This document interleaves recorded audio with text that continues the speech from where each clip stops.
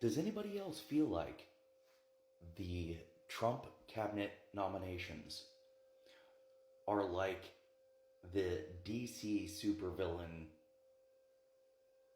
gang getting together? Like, this is the Hall of Doom, and they're just lining up to come to the table. This next one is pretty frightening. Donald Trump is nominating Matt Gaetz for Attorney General of the United States. The same Matt Gaetz that was investigated for sex trafficking and sending women money for sex.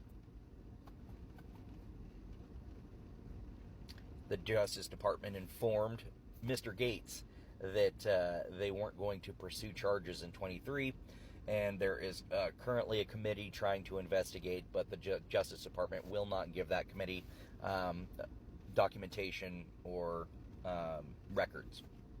So,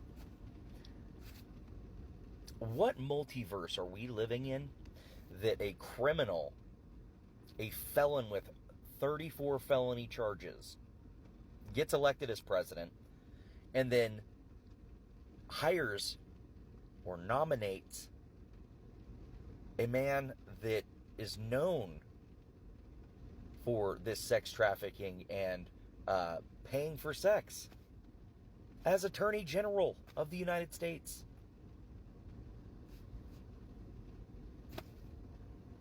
Fucking, we warned you.